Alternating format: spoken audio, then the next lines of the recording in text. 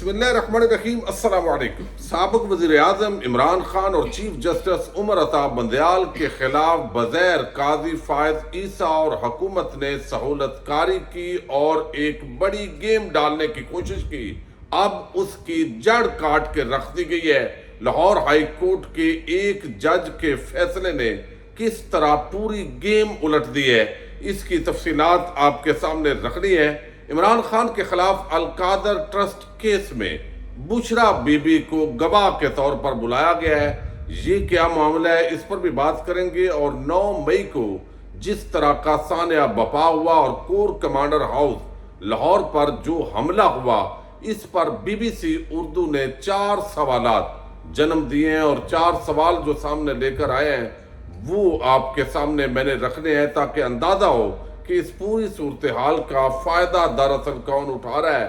اس پر بھی بات کریں گے اور امید کروں گا کہ سماعت کرنے کے بعد ہمیشہ کی طرح اپنے قیمتی فیڈ بیک سے ضرور آگاہ کریں گے۔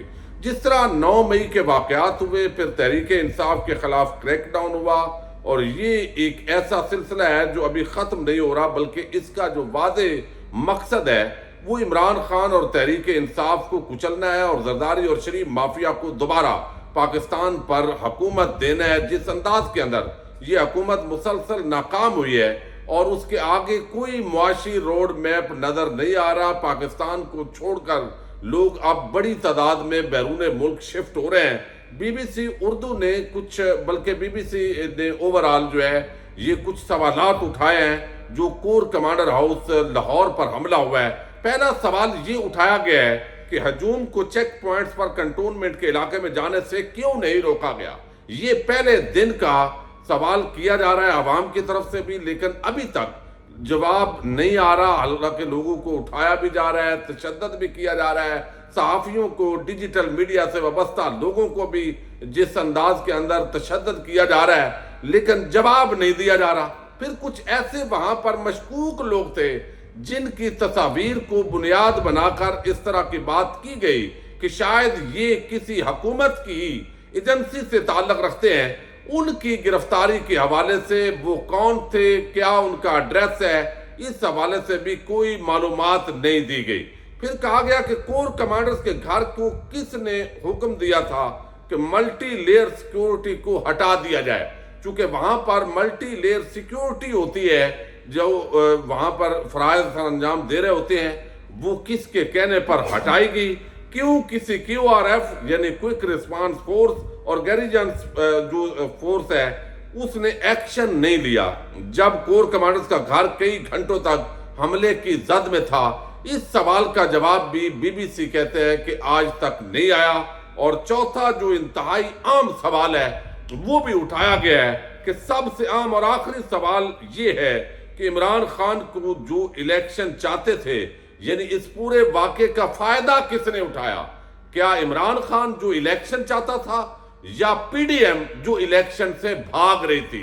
اب یہ وہ 4 سوالات ہیں جن کے جوابات اوورال بی بی سی بھی اٹھا رہی ہے، انٹرنیشنل میڈیا دیکھ رہا ہے، لوگوں کو پکڑا جا رہا ہے۔ ڈاکٹر یاسمین راشد کو رہا کرنے پہ بڑی سب کو تکلیف ہے، باقی خواتین کو بھی مجرم ثابت کرنے پر اس وقت جو حکومتی اور کچھ اداروں کے لے پالک جو صحافی ہیں وہ لگے ہوئے ہیں، لیکن عورت کی اور مرد کی اور پاکستانی شہری کی حرمت سے زیادہ کسی ادارے کے در و دیوار کی حرمت نہیں ہوتی۔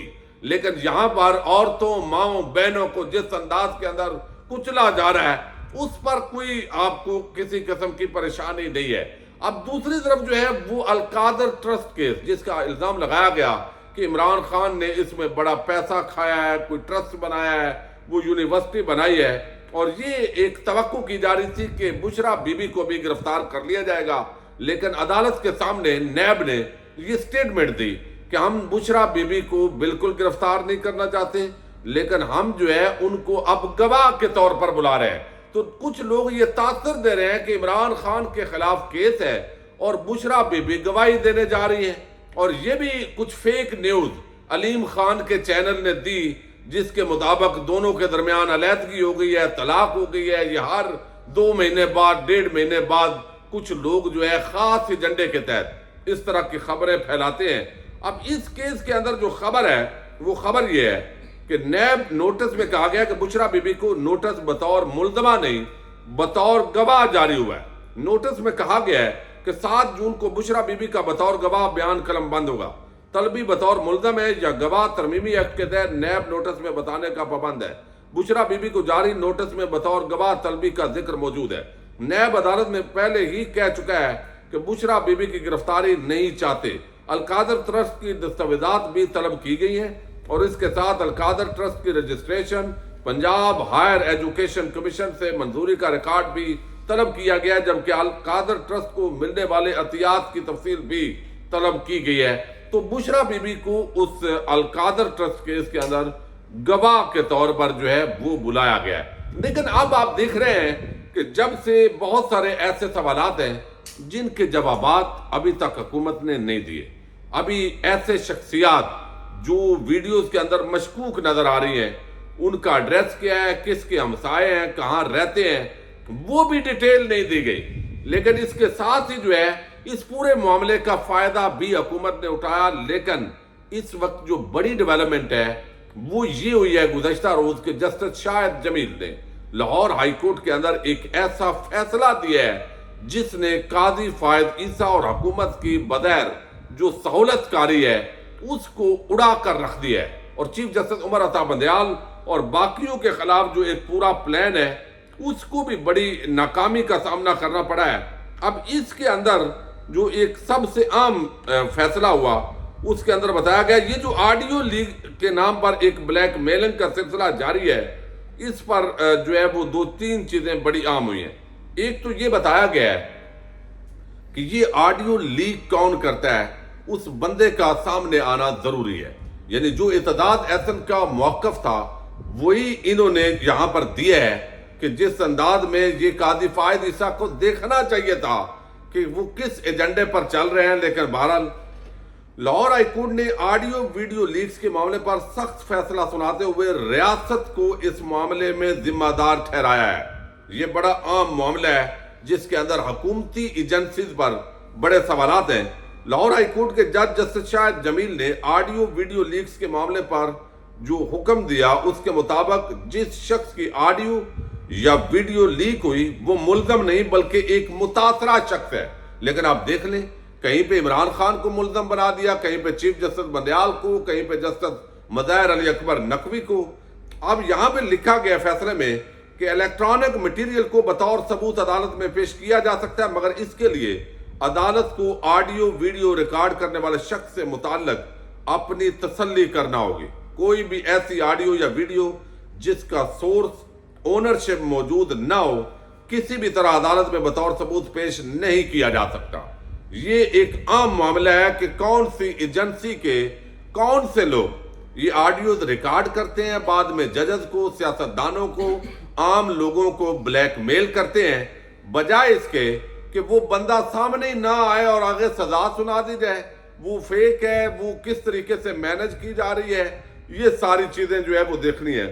اس فیصلے کے اندر جو ہے وہ کہا گیا کہ جو شخص کسی کی پرائیویسی میں دخل دیتا ہے اس کے خلاف کارروائی ہونی چاہیے۔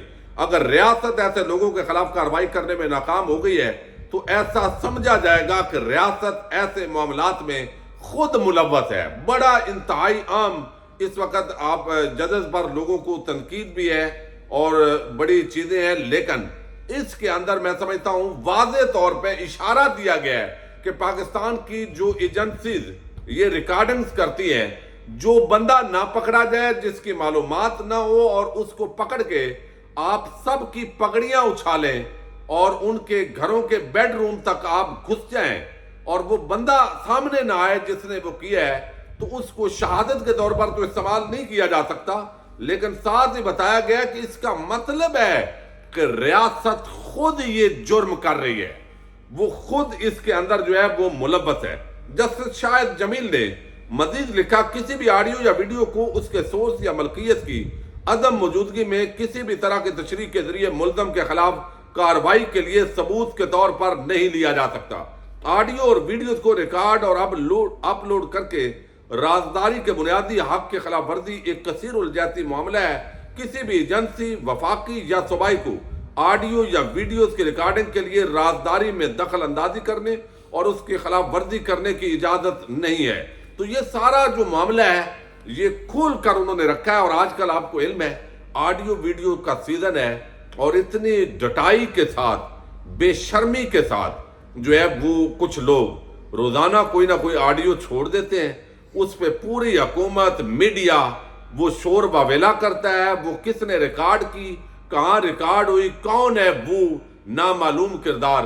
تو پہلی مرتبہ لاہور ہائی کورٹ کے یہ جو معزز جج ہیں انہوں نے یہ فیصلہ دیا ہے، جبکہ دوسری طرف جسٹس قاضی فائز عیسیٰ اور حکومت مل کر بام جو سہولت کاری کر رہے تھے اس ایجنڈے کو ناکام کر دیا، اور اس کی جڑ کو کاٹ کے رکھ دیا گیا جو عمران خان اور چیف جسٹس بندیال کے خلاف استعمال ہو رہا تھا۔ اجازت دیجیے گا۔